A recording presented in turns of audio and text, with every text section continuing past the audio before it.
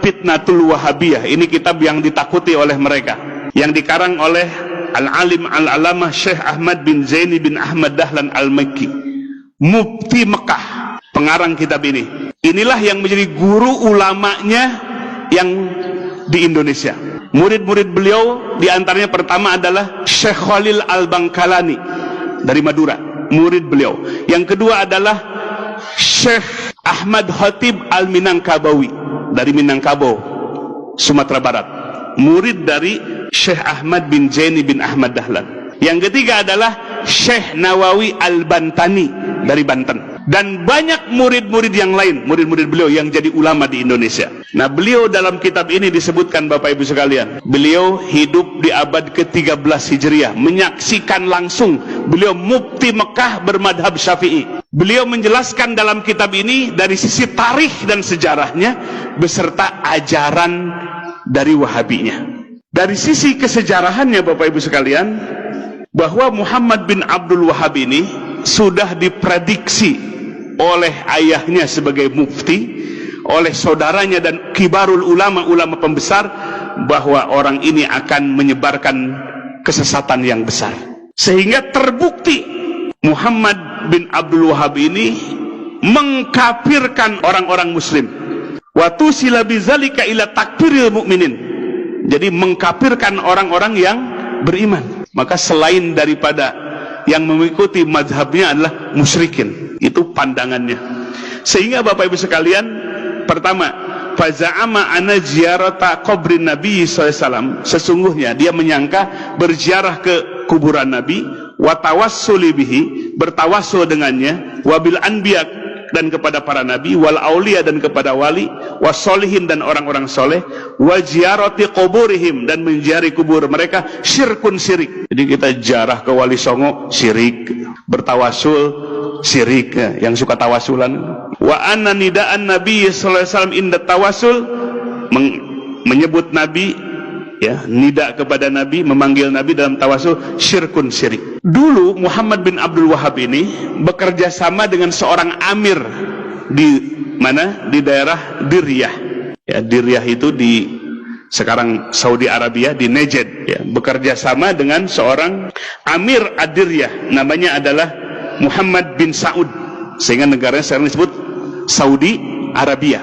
Nah, inilah kolaborasi antara Muhammad bin Abdul Wahab dengan Muhammad bin Saud. Yang satu ambisi kekuasaan, yang satu ambisi dengan pemahamannya, ingin menyebarkan pemahamannya. Sehingga di dalam sejarah, ke dalam kitab Fitnatul Wahabiyah ini, jumlahnya tidak terhitung yang dibunuh oleh pemahaman ini, dengan jumlah yang sangat banyak, karena memadukan kolaborasi antara penguasa dengan orang yang menyebarkan madhab Wahabi ini. Jumlahnya tidak bisa dihitung. Di Taif, di Jeddah, di Mekah, banyak manusia yang meninggal. Bahkan terakhir, Bapak Ibu sekalian, ketika merebut Hijaz Mekah dan Madinah, mereka menggunakan senjata Inggris untuk membunuh kaum muslimin. Dalam kitab ini, dan banyak kitab-kitab yang lainnya. Maka disebutkan dalam kitab ini, musibah terbesar yang menimpa umat Islam sepanjang sejarah umat Islam adalah fitnahnya Wahabi ini. Maka sekarang, Bapak Ibu sekalian, mereka ganti kulit, nggak mau disebut Wahabi, maunya disebut Salafi. Padahal paham yang mereka pelajari dan kitab-kitab inilah yang mereka pelajari semua. Jadi Bapak Ibu sekalian, ini sungguh memprihatinkan. Kenapa? Karena mereka menggunakan pemahaman seperti ini, pemahaman yang merusak, yang membelah-belah kekuatan umat Islam, yang memecah belah kaum muslimin. Kaum muslimin disebut orang musyrik, bahkan lebih syirik dibandingkan dengan Abu Jahal dan Abu Lahab. Sungguh kejam, Bapak Ibu sekalian, paham ini. Bagaimana kalau anak-anak kita mesantren di tempat itu melahirkan orang-orang yang kasar, yang radikal seperti itu?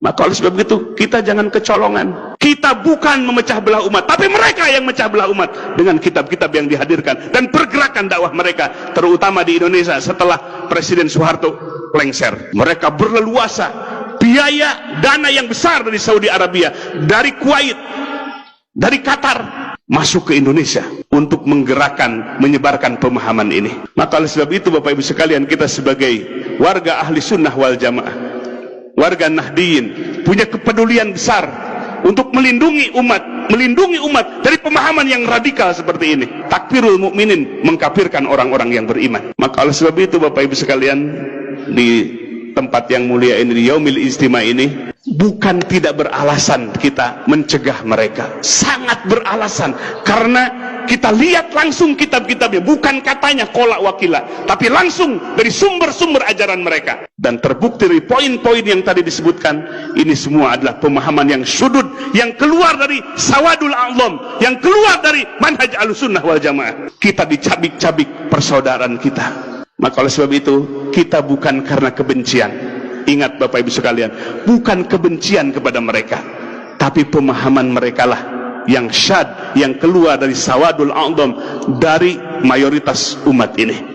Dan mereka yang memusyrikan kita bahkan lebih musyrik daripada Abu Jahal dan Abu Lahab. Maka oleh sebab itu, mari kita lindungi masyarakat kita, wilayah kita, dari ajaran-ajaran seperti itu. Ya, kita tidak akan bisa melihat sepintas, tapi yang harus kita lihat adalah kitabnya, rujukannya, marojeknya, sehingga kita akan melihat gambarannya seperti apa.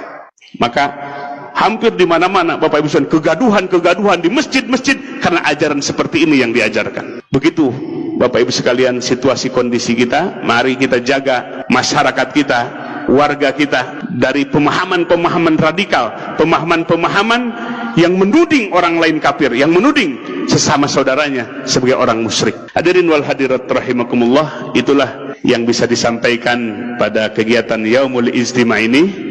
Bukan kebencian, kita tidak menuding mereka kafir.